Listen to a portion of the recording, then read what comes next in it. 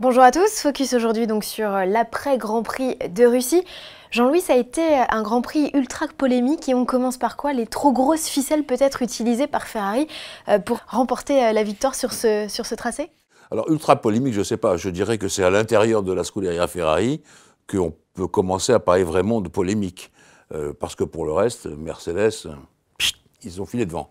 Je crois que on va certainement reparler. On a perdu pas mal de temps dès le début de la course avec la stratégie qui a été mise en place. À savoir, pour ne pas que Hamilton profite de l'aspiration de Charles Leclerc au départ, Vettel devait sauter dans les roues. Vettel, il prend un départ tellement canon qu'effectivement, il double tout le monde. Alors bien sûr, qu'il double avec l'aspiration de Leclerc. C'est vrai. Mais quand vous êtes au bout du freinage, pas facile je le regarde, j'attends. Ça, à mon avis, c'est impossible.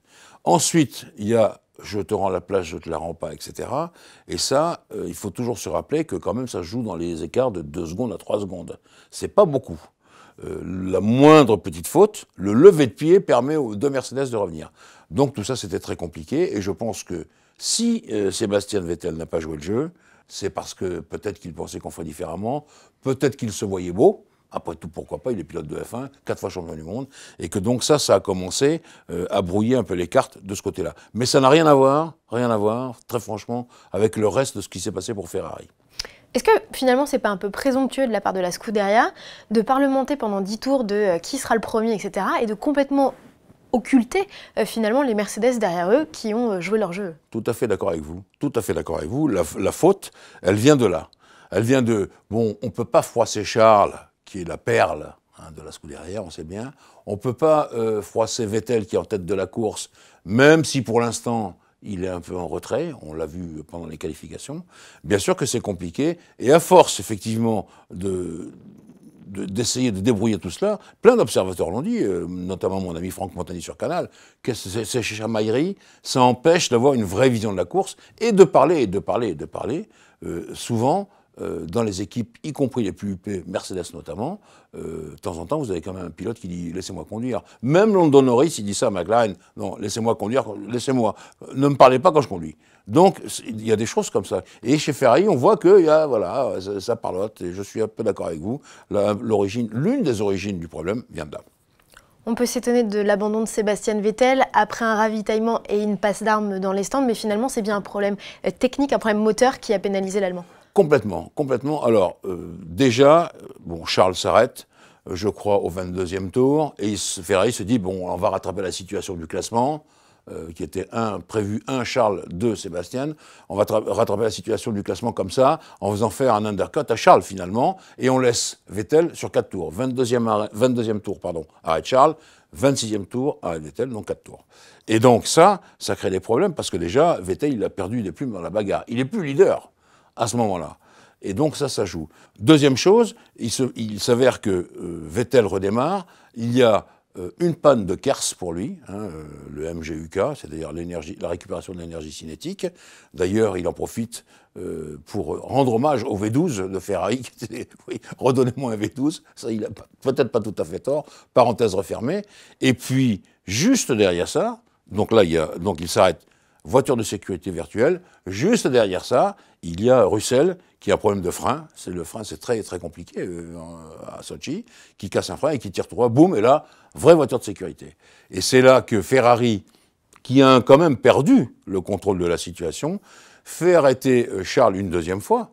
Et c'est là la bêtise, à mon avis. Tant pis, il avait 7 tours de plus dans les pneus que les autres, mais il fallait quand même faire quelque chose d'un peu différent. Et là, il repart derrière. Alors, Géraldine, quand vous êtes derrière Hamilton et Bottas, même avec des pneus neufs, il faut aller à la manœuvre pour les dépasser. Et d'ailleurs, il n'a pas pu. Il n'a pas pu les dépasser. Résultat des courses, eh bien, le carrosse se transforme en citrouille. Je suis obligé de dire ça comme ça. Le beau doublé de Ferrari, qui était quasiment prévisible, quasiment écrit, il se transforme en un doublé Mercedes et une 3e place pour Ferrari.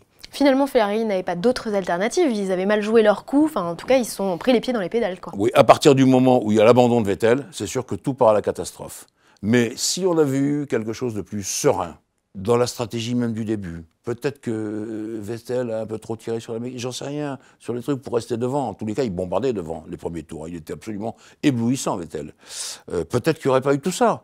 Donc, on ne sait jamais la vraie cause. Mais le vrai problème, c'est quand même la technique, le MGUK, qui est parti en fumée. On l'avait dit avant ce Grand Prix, normalement, Sochi, c'est le terrain de jeu des Mercedes. Finalement, les équipes Mercedes se sont retrouvées derrière les Ferrari, ou en tout cas en mauvaise posture. Qu'est-ce qui a fait, Jean-Louis, que les Mercedes ont perdu pied sur ce tracé russe? Eh bien, des problèmes de pneus, probablement des problèmes d'utilisation des pneus plutôt que des problèmes de pneus dans la fenêtre des pneumatiques. Et elles sont moins à l'aise que les Ferrari en ce moment, globalement, notamment en vitesse de pointe, puisque Hamilton l'a souvent fait remarquer dans l'endroit très rapide. Il lui manquait quand même quelques kilomètres/heure derrière Vettel et Leclerc. D'ailleurs, ils s'en plaignaient, ils disaient « mais qu'est-ce qu'elles ont les Ferrari, impossible à toucher ». Ceci posé, ce qui les aide beaucoup, et ça on l'avait dit vous et moi, il y a Mercedes et puis il y a le coefficient Hamilton. Il nous sort un tour en qualification, on se demande où il a été le chercher une nouvelle fois. Et donc ça le met en première ligne, si je puis dire, à côté de Charles quasiment, et devant Vettel, ce qui a entraîné d'ailleurs tout le pataquès après. Mais ça, c'est le coefficient Hamilton, et on peut dire que là, il a été fort. Et après, justement, c'est là où je trouve que Ferrari fait preuve de naïveté, en faisant mettre des pneus neufs à Charles, en pensant qu'il va les dépasser. Ça, c'est jamais vu. À propos de Lewis Hamilton, Jean-Louis, finalement, il engrange tellement de points, 26 sur ce Grand Prix avec son meilleur tour en course. Clairement, le titre lui tend les bras désormais. Eh oui. Alors vous connaissez mon expression, hein, elle est celle des Britanniques.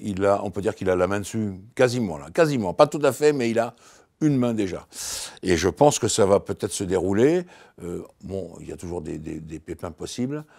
On ne le souhaite pas en tout cas hein, pour lui. Ça va se dérouler, ça, aux environs ou du Mexique ou des États-Unis. Non, plutôt États-Unis et la suite, Brésil ou quelque chose comme ça, pour Lewis. Mais effectivement, le 6e titre lui tend les bras. Et qu'est-ce que vous voulez faire? On ne peut pas dire qu'il ne l'a pas mérité. C'est sûr. On va parler un petit peu de Red Bull avec cette belle performance de Max, mais aussi surtout d'Alexander Albon qui est parti des stands et qui au final termine 5e. Alors la manière dont vous le dites me fait sourire et je vais vous dire pourquoi. Je me moque pas de vous, mais il a fait une perf formidable, Albon. Et on sait très bien que chez Red Bull Honda, comme c'était chez Red Bull Renault, c'est un peu la politique du chouchou.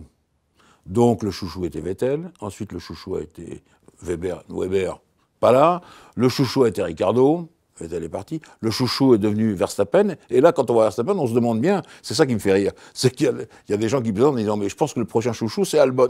Et donc tout ça pour corroborer ce que vous dites, il a fait une course formidable, parti des stands, 5e à l'arrivée, bravo, il n'y a rien à dire, il fonctionne. Très bien, il fonctionne. Ce qui n'a pas été forcément le cas de notre Pierre Gasly national, malheureusement. Bien sûr, Pierre, il a eu des soucis parce que les freins n'ont pas marché. Et puis, quand même, la Toro Rosso Honda, c'est moins fort en châssis que la Red Bull. Mais bon, Pierre, c'est un garçon déterminé, il va se débrouiller. Là, on rentre dans son domaine, on en parlera, bien entendu. On va à Suzuka, le Japon, ça, il connaît mieux. Dernière question, Jean-Louis, c'est à propos de McLaren. On sait qu'à partir de 2021, ils n'auront plus Renault comme motoriste, mais Mercedes. Alors, deux questions à cela. Est-ce que vous pouvez nous expliquer pourquoi ils arrêtent la collaboration alors qu'ils sont souvent devant l'écurie d'usine? Et deuxième question, est-ce que ça veut dire que Mercedes prolonge son engagement en F1 alors qu'on savait financièrement qu'ils avaient quelques soucis? Alors, je vais vous donner trois réponses de Normand, parce que personne ne le sait. Même ceux qui ont signé les accords ne le savent. Peut-être que Mercedes va devoir lever le pied sur la Formule 1, première réponse, et conserver une position de motoriste. Parce que quand vous fabriquez des moteurs, bon, il y a moins de retombées, c'est vrai, mais enfin, on gagne beaucoup d'argent avec les moteurs. Tandis qu'avec une équipe de F1, le plus souvent, on en perd ou on est ric et rac. Mercedes, Ferrari, c'est à peu près comme ça, c'est juste. Les autres derrière, vous perdez de l'argent quand vous êtes constructeur. Donc, il y a peut-être ça. Deuxièmement, pour ce qui concerne McLaren, au changement de règlement, on a vu que pour ce qui concernait les moteurs hybrides, Mercedes était prêt avant tout le monde. Peut-être que déjà, ils ont dans leur besace quelque chose de quasiment fini. Donc ça joue aussi, et les gens se parlent. On sait très bien que l'un des atouts de Mercedes, c'est d'avoir l'équipe à Brackley et l'autre équipe pas loin à 40 km. Et donc ça joue aussi. Troisièmement, moi je ne vois pas ça tout à fait comme le rejet de Renault en disant non, vous êtes minable. Je vois ça plutôt sur le fait que Renault, finalement, c'est une situation qui leur convient. Parce qu'ils sont tout seuls dans leur coin, tout seuls avec leur machine, ils ont du pain sur la planche pour 2020-2021, on le sait, et donc ça leur permet d'être tranquilles. Et je crois qu'il faut voir cette solution, non pas comme un divorce cataclysmique, mais je pense au tort réciproque. Chacun veut rentrer dans ses billes. D'ailleurs, on voit que la distribution va être 4 moteurs pour Mercedes, 3 pour Ferrari, 2 pour Honda, 1 pour Renault. Ça fait le compte. Voilà, et comme ça, on est équilibré.